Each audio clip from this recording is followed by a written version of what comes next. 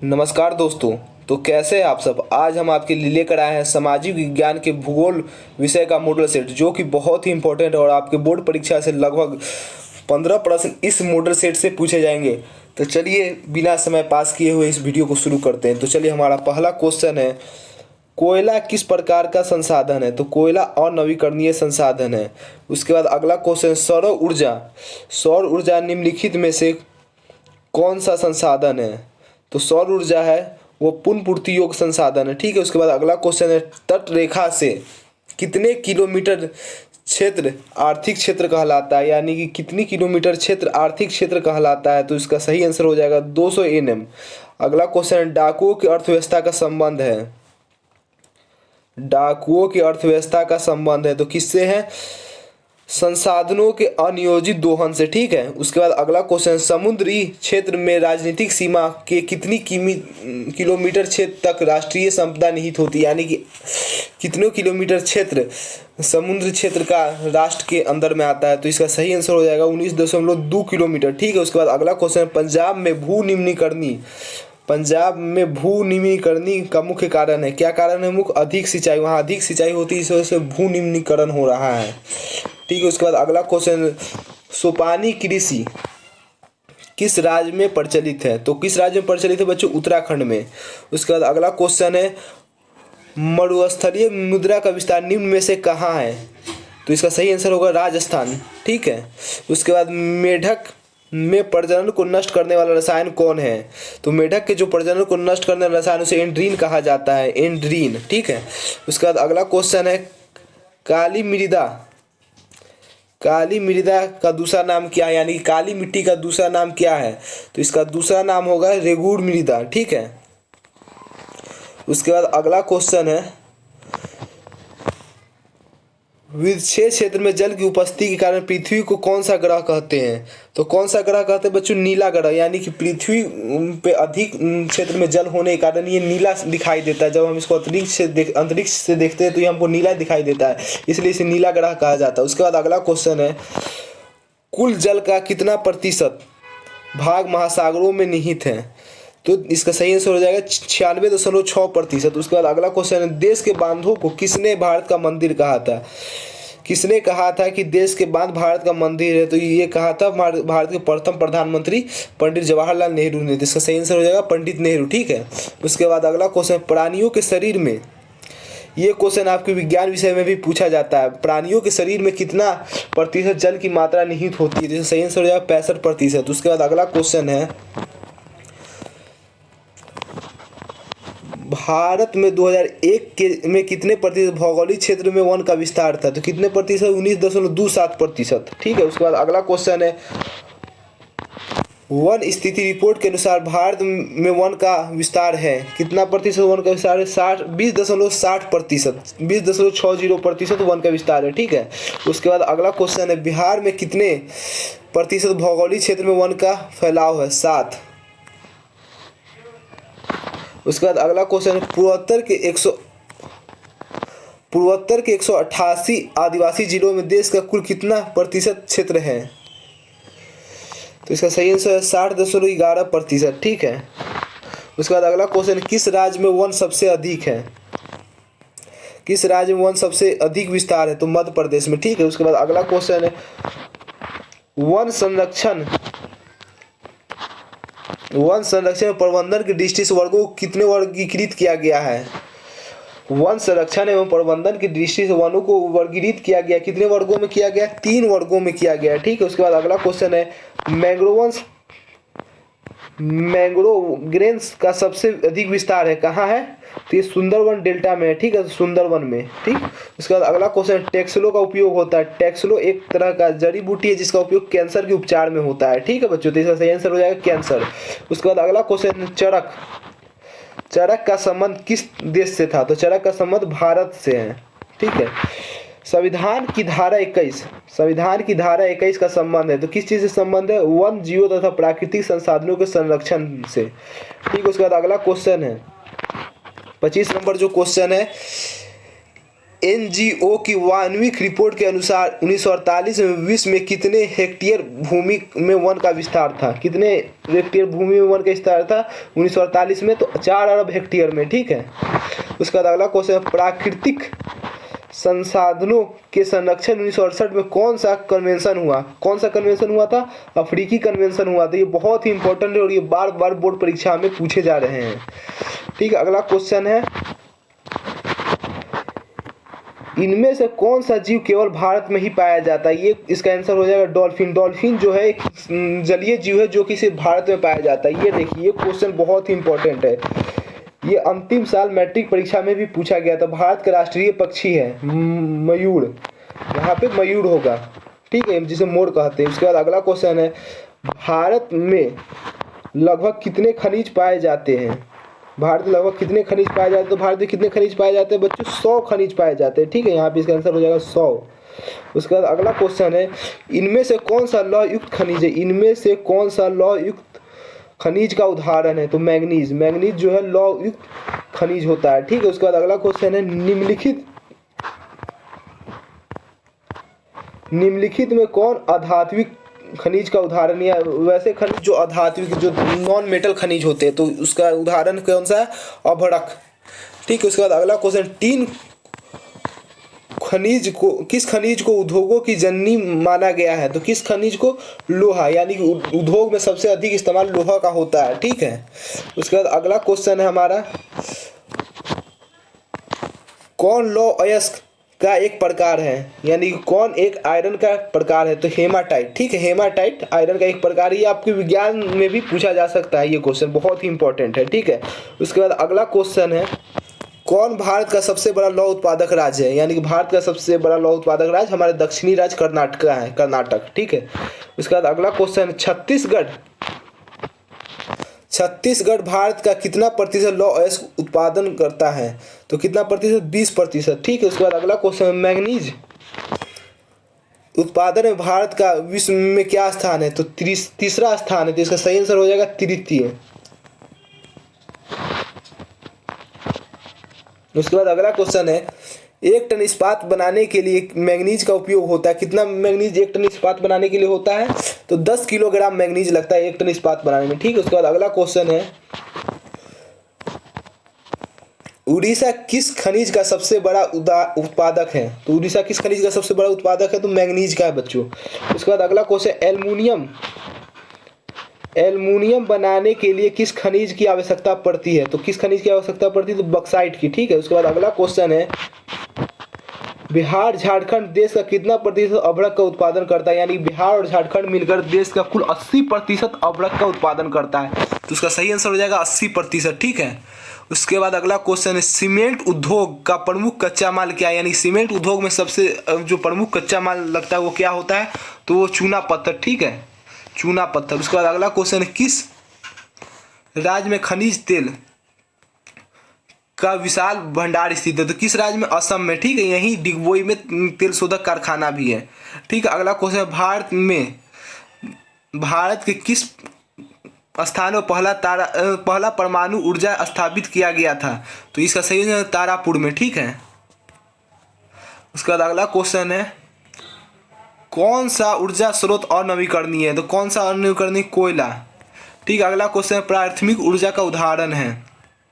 प्राथमिक ऊर्जा का उदाहरण नहीं है। तो प्राथमिक ऊर्जा का उदाहरण नहीं, विद्युत, ठीक है। ऊर्जा का गैर पारंपरिक स्रोत है, कौन सा है? तो सौर ऊर्जा, ठीक है। उसके बाद अगला क्वेश्चन है, गोंडवाना समूह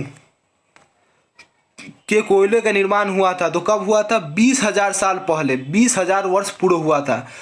उसके बाद अगला क्वेश्चन है, भारत में कोयले का सर्वप्रमुख उत्पादक राज्य है, कौन सा है? झारखंड, यानी कि झारखंड भारत का सबसे बड़ा कोयला उत्पादक राज्य है, ठीक है।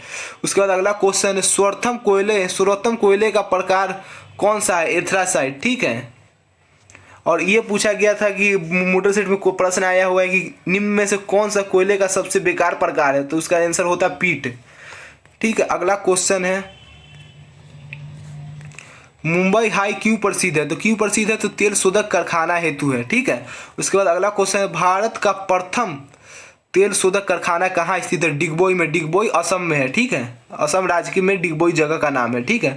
उसके बाद अगला क्वेश्चन है, प्राकृतिक गैस किस खनिज के साथ पाया जाता है? तो किस खनिज के साथ पाया जाता है? पेट्रोलियम के साथ। ठीक है बच्चों। उसके बाद अगला क्वेश्चन है, भाखड़ा नागल परियोजना किस नदी पर अवस्थित है? तो किस नदी पर? सतलज नदी पर भाखड़ा नागल परियोजना है। ठीक है। उसके बाद अगला क्वेश्चन है, दक्षिणी भारत की सबसे बड़ी नदी घाटी परियोजना है। तो दक्षिण भारत की सबसे बड़ी नदी घाटी परियोजना है तुंगभद्र परियोजना। ठीक है। अगला क्वेश्चन, विद्युत केंद्र का उदाहरण है। तो विद्युत केंद्र का उदाहरण है बरौनी, जो कि हमारे राज्य बिहार में ही स्थित है। ठीक है। उसके बाद अगला क्वेश्चन है, यूरेनियम का प्रमुख उत्पादक स्थल है। तो कौन सा है? जादूगोड़ा। ठीक है बच्चों। जादूगोड़ा यूरेनियम का प्रमुख उत्पादक स्थल है। उसके बाद अगला क्वेश्चन, एशिया का सबसे बड़ा परमाणु विद्युत गृह है। कौन सा है? तो तारापुर। ठीक है। महाराष्ट्र में कि नागपुर जिले में तारापुर है। ठीक है। उसके बाद अगला क्वेश्चन है, भारत के किस राज्य में सौर ऊर्जा का विकास की सर्वाधिक संभावना है? तो किस राज्य में? राजस्थान में। ठीक है। उसके बाद अगला क्वेश्चन है, जवरीय एवं तरंग ऊर्जा उत्पादन हेतु भारत के अधिक अनुकूल परिस्थितियां कहाँ पाई जाती है? तो कहाँ पाई जाती है? मन्नार की खाड़ी में। ठीक है बच्चों। उसके बाद अगला क्वेश्चन है, इनमें से कौन औद्योगिक अवस्थित का कारण नहीं है? तो कौन है? जनसंख्या। ठीक है। उसके बाद अगला क्वेश्चन है, भारत में सबसे पहले स्थापित लौह इस्पात कंपनी कौन सी है? तो इसका सही आंसर हो जाएगा टाटा लौह इस्पात कंपनी, यानी TISCO, Tata iron steel company. ठीक है। उसके बाद अगला क्वेश्चन है, भारत की आधुनिक सूती मिल किस स्थापित की गई थी? मुंबई में क्यों स्थापित की गई थी? आधुनिक सूती मिल मुंबई में क्यों स्थापित की गई थी? क्योंकि मुंबई एक पतन है। ठीक है। उसका अगला क्वेश्चन है, हुगली औद्योगिक प्रदेश केंद्र है। कहाँ है हुगली? हुगली कलकत्ता के हावड़ा में। ठीक है। उसके बाद अगला क्वेश्चन है बच्चों, निम्नलिखित में कौन सा औद्योगिक सार्वजनिक क्षेत्र के अंतर्गत आता है? तो कौन आता है बच्चों? बोकारो लौह इस्पात उद्योग। ठीक है। उसके बाद अगला क्वेश्चन है, स्वतंत्रता प्राप्ति के समय देश में सड़कों की कुल लंबाई कितनी थी? तो कितनी थी बच्चों? 3.88 लाख किलोमीटर थी। ठीक है। उसके बाद अगला क्वेश्चन है, पक्की सड़कों की लंबाई की दृष्टि से प्रथम स्थान पर कौन राज्य है? महाराष्ट्र में सबसे अधिक पक्की सड़क है। ठीक है। उसके बाद अगला क्वेश्चन है, निम्नलिखित में कौन सड़कों का एक वर्ग नहीं है? तो कौन नहीं? स्वर्णिम त्रिभुज राजमार्ग। कौन है? स्वर्णिम त्रिभुज राजमार्ग। ठीक है। उसके बाद अगला क्वेश्चन, भारत में किस शहरों में मेट्रो रेल सेवा उपलब्ध है? तो भारत के मात्र 2 शहर में मेट्रो रेल सेवा उपलब्ध है, वो है दिल्ली और कोलकाता में। ठीक है। उसके बाद अगला क्वेश्चन, किस वर्ष इंडियन एयरलाइंस का नाम दिया गया था? इंडियन एयरलाइंस का नाम बदलकर एयर इंडिया रख दिया गया था। ठीक है। तो ये 2005 में। ठीक है। उसके बाद अगला क्वेश्चन है, भारतीय अंतर्द्वीपीय जलमार्ग प्राधिकरण का गठन किस वर्ष हुआ था? 1986 में हुआ था। दोस्तों, तो हमारा अगला प्रश्न है, इन्नौर पत्तन किस राज्य में स्थित है? तो इन्नौर पत्तन जो है कि भारत के तमिलनाडु राज्य में स्थित है। उसके बाद हमारा अगला क्वेश्चन है, इनमें से कौन उपभोक्ता उद्योग है? इनमें से कौन उपभोक्ता उद्योग है? तो इसका सही आंसर हो जाएगा पेट्रो रसायन उद्योग को उपभोक्ता उद्योग कहते हैं। उसके बाद अगला क्वेश्चन है, निम्नलिखित में कौन छोटे पैमाने का उद्योग है? यानी कि वह उद्योग जो बहुत ही छोटा पैमाने का होता है, तो वह है खिलौना उद्योग। ठीक है। उसके बाद हमारा अगला क्वेश्चन है, भोपाल त्रिशादी में किस गैस का रिसाव हुआ होता है? तो भोपाल त्रिशादी जो हुआ था उसमें मिथाइल आइसोसाइनेट का रिसाव हुआ था। ठीक है। ये 2005 में हुआ था। उसके बाद अगला क्वेश्चन है, भारत में कुल कितने डाक क्षेत्रों में बांटा गया? तो कितने डाक क्षेत्रों में बांटा गया? तो 7। उसके बाद हमारा अगला क्वेश्चन है, देश में कितने विशेष आर्थिक क्षेत्र विकसित है? तो कितने विशेष आर्थिक क्षेत्र स्थित है? तो 7 होंगे इसका सही आंसर। उसके बाद हमारा अगला क्वेश्चन है, फाल्टा विशेष आर्थिक क्षेत्र कहाँ स्थित है? तो कहाँ स्थित है? ये पश्चिम बंगाल राज्य में है। उसके बाद अगला क्वेश्चन है, बिहार में कितने प्रतिशत क्षेत्र में की जाती है? क्षेत्र में कृषि की जाती है। तो कितने प्रतिशत क्षेत्र में कृषि की जाती है? 80% क्षेत्र में। ठीक है। उसके बाद अगला क्वेश्चन है, राज्य की कितनी प्रतिशत जनसंख्या कृषि कार्य में लगी हुई है? तो कितनी प्रतिशत जनसंख्या? 80% जनसंख्या कृषि कार्य में लगी हुई है। उसके बाद अगला क्वेश्चन है हमारा, इनमें से कौन गन्ना उत्पादक जिला नहीं है? तो कौन गन्ना उत्पादक जिला नहीं है? रोहतक। ठीक है, यहाँ पे गलती हो गई है, कौन जौन की जगह पे कौन होगा। ठीक है, अगला क्वेश्चन है बिहार जूट उत्पादन में, तो बिहार जूट उत्पादन में क्या हो रहा है? तो गिरावट हो रहा है, पिछले कुछ समय से बिहार में जूट का उत्पादन कम हो रहा है। ठीक, उसके बाद अगला क्वेश्चन है तंबाकू उत्पादन क्षेत्र है, तो तंबाकू का उत्पादन कहाँ होता है? तो गंगा के दियारा में। ठीक है, उसके बाद अगला क्वेश्चन है गंडक परियोजना का निर्माण किस स्थान पर हुआ है? तो गंडक नदी पर जो एक परियोजना बन रहा है वह कहाँ बन रहा है? तो पश्चिमी चंपारण के वाल्मीकि नगर में बन रहा है, तो इसका सही आंसर हो जाएगा वाल्मीकि नगर। उसके बाद हमारा अगला क्वेश्चन है बिहार में तेल मिलने की संभावनाएं हैं, तो कहाँ है? गंगा के दरोनी में। ठीक है, उसके बाद बच्चों हम अपना अगले क्वेश्चन की तरफ बढ़ते। चूना पत्थर का उपयोग मुख्य रूप से किस उद्योग में होता है? तो चूना पत्थर का उपयोग मुख्य रूप से किस उद्योग में होता है बच्चों? तो चूना पत्थर का उपयोग हम सीमेंट उद्योग में करते हैं। सीमेंट उद्योग का प्रमुख कच्चा माल चूना पत्थर ही है। ठीक है, उसके बाद अगला क्वेश्चन है पैराइट खनिज है, तो पैराइट कैसा खनिज है? अधातु या नॉन मेटलिक खनिज है पैराइट। उसके बाद हम अगले क्वेश्चन है हमारा बिहार में सोना अयस्क से प्रतिदिन शुद्ध सोना प्राप्त होता है, तो कितना होता है? तो सिर्फ 0.1 से 0.6 ग्राम होता है। ठीक है, उसके बाद हमारा अगला क्वेश्चन, ये बहुत ही इंपॉर्टेंट क्वेश्चन है, ये भागलपुर तापीय विद्युत परियोजना किस जिला में अवस्थित है? तो किस जिला में अवस्थित है बच्चों? तो वो भागलपुर में है। ठीक है, कहलगांव तापीय विद्युत परियोजना किस जिला में स्थित है? तो वो भागलपुर में। सेम अगला क्वेश्चन है बिल्कुल, काटी तापीय विद्युत परियोजना किस जिला में स्थित है? तो किस जिला में स्थित है? मुजफ्फरपुर जिला में है। ठीक है, बिहार में 2 तापीय विद्युत परियोजना, एक भागलपुर के कहलगांव में, एक मुजफ्फरपुर के काटी में। ठीक है, उसके बाद अगला क्वेश्चन, बिहार में नहरों द्वारा सर्वाधिक सिंचाई किस जिले में होती है? तो किस जिले में होती है? रोहतास जिले में। इस वीडियो को आप गौर से देखें, क्योंकि अगर पूरा प्रश्न आप यहाँ से याद करके जाते हैं तो एक भी भूगोल का प्रश्न इस वीडियो से बाहर से नहीं पूछा जाएगा। ठीक है, उसके बाद हमारा अगला क्वेश्चन है बिहार में कुल कितने अधिसूचित क्षेत्र में वन का विस्तार है? तो कितने में है? 6374 किलोमीटर में। ठीक है बच्चों, उसके बाद हम अगले क्वेश्चन देखते हैं कुशेश्वर स्थान किस जिला में स्थित है? तो किस जिला में स्थित है बच्चों? दरभंगा में है। उसके बाद हमारा अगला क्वेश्चन है कांवड़ झील स्थित है, तो कांवड़ झील कहाँ स्थित है? बेगूसराय में। ठीक है बच्चों, कहाँ? बेगूसराय में। उसके बाद हम अगले क्वेश्चन की तरफ बढ़ते हैं संजय गांधी जैविक उद्यान किस नगर में स्थित है? संजय गांधी जैविक उद्यान पटना के चिड़ियाघर को कहा जाता है। ठीक है, तो किस नगर में स्थित है? तो पटना में है। उसके बाद अगला क्वेश्चन है हमारा बिहार में किस शहर में कांच का उद्योग स्थापित है? तो कहाँ है? हाजीपुर में। ठीक है, उसके बाद अगला क्वेश्चन है सिगरेट का कारखाना कहाँ है? तो कहाँ है? मुंगेर में सिगरेट का कारखाना, बिहार के मुंगेर जिला में सिगरेट का कारखाना है। उसके बाद अगला क्वेश्चन है रेल वर्कशॉप कहाँ स्थित है? तो कहाँ स्थित है? जमालपुर में स्थित है। इस वीडियो में टोटल आपको 139 प्रश्न है। उसके बाद अगला क्वेश्चन है खाद कारखाना कहाँ स्थित है? तो कहाँ स्थित है खाद कारखाना? तो वो बरौनी में है। तेल शोधक कारखाना भी बरौनी में है। उसके बाद अगला क्वेश्चन किस नगर में कालीन तैयार होती है? तो किस नगर में? दाऊद नगर में। ठीक है, इसके बाद अगला क्वेश्चन है बिहार की पहली रेल लाइन थी, तो कौन सी थी? ईस्ट इंडिया रेल मार्ग। कौन सी थी बच्चों? ईस्ट इंडिया रेल मार्ग। उसके बाद हमारा अगला क्वेश्चन है पटना हवाई अड्डे का क्या नाम है? तो क्या नाम है? जयप्रकाश अंतर्राष्ट्रीय हवाई पट्टन। ठीक है, ये जो पटना हवाई अड्डा लिखा हुआ है यहाँ पे गलत हो जाएगा, क्या है? जयप्रकाश नारायण अंतर्राष्ट्रीय हवाई पट्टन। ठीक है, उसके बाद 100 नंबर क्वेश्चन है ग्रैंड टैंक रोड की राजमार्ग संख्या क्या है, यानी कि NH नंबर क्या है? तो क्या है बच्चों? NH नंबर 2 है। उसके बाद अगला क्वेश्चन है हमारा बिहार में रेल परिवहन का शुभारंभ काल माना जाता है, तो कब माना जाता है? तो 1860 से। उसके बाद अगला क्वेश्चन है हमारा मध्य पूर्व रेलवे की मुख्यालय कहाँ है? तो कहाँ पूर्व मध्य रेलवे की मुख्यालय? हाजीपुर में। तो इसका सही आंसर हो जाएगा हाजीपुर। उसके बाद अगला क्वेश्चन है हमारा बिहार की सीमा में रेल मार्ग की कुल लंबाई कितनी है? तो कितनी है? 6.283 किलोमीटर।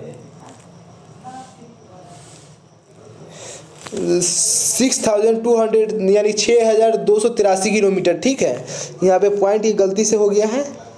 उसके बाद अगला क्वेश्चन है बिहार में रज्जू मार्ग कहाँ है? तो कहाँ बच्चों? रज्जू मार्ग राजगीर में है। ठीक है, उसके बाद अगला क्वेश्चन है बिहार में BHPC द्वारा विहित परियोजनाओं की संख्या कितनी है? तो कितनी है बच्चों? 10। उसके बाद हम अपने अगली क्वेश्चन की तरफ बढ़ते हैं बिहार में कार्यरत जल विद्युत परियोजनाओं की कुल विद्युत उत्पादन क्षमता कितनी है? तो कितनी है बच्चों? 50.60 मेगावाट। ठीक है, उसके बाद हम अगली क्वेश्चन की तरफ बढ़ते हैं। अगला क्वेश्चन बहुत इंपॉर्टेंट, मंदार हिल कहाँ किस जिला में स्थित है? तो ये बांका जिला में, ये सब याद कर दीजिएगा। उसके बाद अगला क्वेश्चन है, राष्ट्रीय पोत संस्था पटना के किस घाट पर स्थित है? तो कहाँ है? महेंद्रू घाट पर। ठीक है, उसके बाद अगला क्वेश्चन 109 नंबर क्वेश्चन है, 2001 की जनगणना के अनुसार बिहार की नगरीय आबादी है कितनी है? 10.5%। उसके बाद अगला क्वेश्चन है हमारा, बिहार का सबसे बड़ा नगर कौन है? तो कौन है? पटना, बिहार की राजधानी पटना। उसके बाद हमारा अगला क्वेश्चन है, 2001 में बिहार की कुल जनसंख्या थी तो कितनी थी बच्चों? 8 करोड़ से अधिक। उसके बाद अगला क्वेश्चन है, 1991 से 2001 के दौरान बिहार की जनसंख्या वृद्धि दर है कितनी है? तो 28.63%। 1991 से 2001 के बीच में बिहार की जनसंख्या 28.63% की वृद्धि दर से बढ़ी थी। उसके बाद अगला क्वेश्चन है हमारा, बिहार में ग्रामीण आबादी है कितनी है? 89.5, 79.5। ठीक है, उसके बाद अगला क्वेश्चन है, 2001 की जनगणना के अनुसार बिहार में प्रति वर्ग किलोमीटर में कितने व्यक्ति रहते थे, यानी बिहार की जनसंख्या घनत्व कितनी थी? तो उसका सही आंसर हो जाएगा 881 व्यक्ति प्रति वर्ग किलोमीटर। ठीक है, उसके बाद अगला क्वेश्चन देखते हैं, सबसे अधिक आबादी वाला जिला कौन है? तो कौन है बच्चों? पटना, हमारे राज्य की राजधानी पटना। ठीक है, अगला क्वेश्चन है, सासाराम नगर का विकास हुआ था, कब हुआ था? मध्य युग में हुआ था। ठीक है, उसके बाद अगला क्वेश्चन, अविभाजित बिहार में एकमात्र नियोजित नगर था, मतलब कि अविभाजित बिहार का मतलब है बिहार से जब झारखंड अलग नहीं हुआ था तो उस समय एकमात्र नियोजित नगर कौन सा था? टाटा नगर। उसके बाद अगला क्वेश्चन है, ये हमारे आपदा प्रबंधक चैप्टर से लिया गया क्वेश्चन है। उसके बाद अगला क्वेश्चन है, उच्च आवाज प्रदर्शन के लिए हर्षियोड विधि का विकास किसने किया था? तो किसने किया था? लेहमान ने किया था। ठीक है, उसके बाद हमारा अगला क्वेश्चन है, पूर्वतीय छायाकार विधि में भू आकृतियों पर किस दिशा में प्रकाश पड़ने की कल्पना की जाती है? तो किस दिशा में? उत्तर पश्चिम में। उसके बाद अगला क्वेश्चन है, छोटी महीन खंडित रेखाओं का ढाल किस दिशा में खींचकर उच्चवाच विधि को क्या कहा जाता है? तो हर्षियोड विधि। इसका खोज किसने किया था? तो लेहमान ने किया था। ठीक है, उसके बाद हमारा अगला क्वेश्चन है, तल चिन्ह की सहायता से किसी स्थानिक विशेष की ऊंचाई मापी जाती है, ऊंचाई को क्या कहा जाता है? तो स्थानिक ऊंचाई। क्या? स्थानिक ऊंचाई। उसके बाद अगला क्वेश्चन देखते हैं, स्तर रंजन विधि के अंतर्गत मानचित्रों को नीले रंग के किस भाग को दिखाया जाता है? तो जल को, जो मानचित्र में जो जल वाला भाग होता है उसको नीले रंग से दिखाया जाता है क्योंकि जल का रंग नीला होता है। ठीक है, अगला क्वेश्चन, नदियों में बाढ़ आने का प्रमुख कारण क्या? वर्षा की अधिकता। जब बारिश अधिक होगा तो नदी में बाढ़ आता है। ठीक है, उसके बाद अगला क्वेश्चन हम देखते हैं, बिहार में कौन सा क्षेत्र बाढ़ग्रस्त है? तो कौन सा क्षेत्र?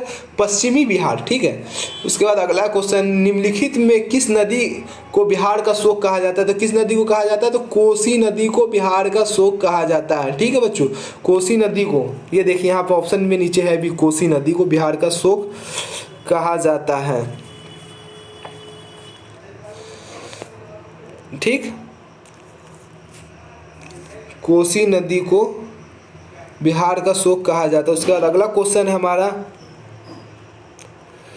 सूखा किस प्रकार का आपदा है? ये जो क्वेश्चन हमारा, सूखा किस प्रकार का आपदा है? तो किस प्रकार का आपदा? प्राकृतिक आपदा है। ठीक है, उसके बाद अगला क्वेश्चन है, सूखे की स्थिति किस प्रकार आती है? तो किस प्रकार आती है? धीरे धीरे, ये नहीं कि एक बैग आ गई, धीरे धीरे आती है। ठीक है, उसके बाद अगला क्वेश्चन है,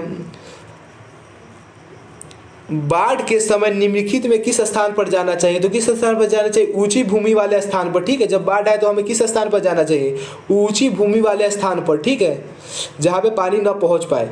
उसके बाद अगला क्वेश्चन, मलबे के नीचे दबे हुए लोगों का पता लगाने के लिए किस यंत्र की मदद ली जाती है? तो किस यंत्र की मदद ली जाती है? Infrared camera. मैं ये वीडियो तेजी में बना रहा हूँ क्योंकि मैं नहीं चाहता कि आपका ज़्यादा समय वेस्ट हो। ठीक है, उसके बाद अगला क्वेश्चन है, आग से जलने की स्थिति में जले हुए स्थान पर क्या प्राथमिक उपचार करना चाहिए? तो जले हुए स्थान पर क्या करना चाहिए? ठंडा पानी डालना चाहिए। ठीक है, उसके बाद अगला क्वेश्चन है, बस्ती मकान में, जब बस्ती मकान में आग लगने की स्थिति में क्या करना चाहिए? तो अग्निशामक यंत्र को बुलाना चाहिए, यानी कि फायर ब्रिगेड को बुलाना चाहिए। उसके बाद अगला क्वेश्चन है, इनमें से सुनामी आता है, किस स्थान पर सुनामी आता है? तो समुद्र में आता है। सुनामी जो है समुद्र में आता है, ठीक है। उसके बाद अगला क्वेश्चन, सूखे के लिए जिम्मेदार कारक है। तो सूखा क्यों पड़ता है? तो जब वर्षा की कमी होती है। तो इसका सही आंसर हो जाएगा वर्षा की कमी। उसके बाद अगला क्वेश्चन, सूखे से बचाव का एक मुख्य तरीका है। तो क्या है? वर्षा जल का संग्रह करना, ठीक है। उसके बाद अगला क्वेश्चन, महासागरों के तल में होने वाली कंपन किस नाम से जाना जाता है? तो किस नाम से? सुनामी के नाम से, ठीक है। सुनामी, जब महासागरों के तल में कंपन होता है तो सुनामी आता है। दिसंबर 2004 विश्व के किस हिस्से में भयंकर सुनामी आया था? तो कब आया, कहाँ आया था? बंगाल की खाड़ी में। 2004 में बंगाल की खाड़ी में भयंकर सुनामी आई थी, ठीक है। उसके बाद अगला क्वेश्चन है हमारा, भूकंप से पृथ्वी की सतह पहुंचने वाली तरंग, पहली तरंगों को किस नाम से जाना जाता है? तो उसको किस नाम से जाना जाता है बच्चों? पी तरंग के नाम से जाना जाता है। उसके बाद हम अगला क्वेश्चन है, भूकंप केंद्र के ऊर्ध्वाधर पृथ्वी पर स्थित केंद्र को कहा जाता है। तो क्या कहा जाता है? अधिकेंद्र कहा जाता है, ठीक है। और हमारा अंतिम क्वेश्चन है 139 नंबर क्वेश्चन है, भूकंप अथवा सुनामी से बचाव का इनमें से कौन सा तरीका सही नहीं है? भगवान भरोसे बैठे रहना, ठीक है। उसके इसी के साथ मैं अपनी वीडियो को खत्म करता हूँ। अगर आपको वीडियो अच्छा लगे तो चैनल को लाइक कर दीजिएगा, अगर चैनल पर नए हैं तो सब्सक्राइब कर दीजिएगा।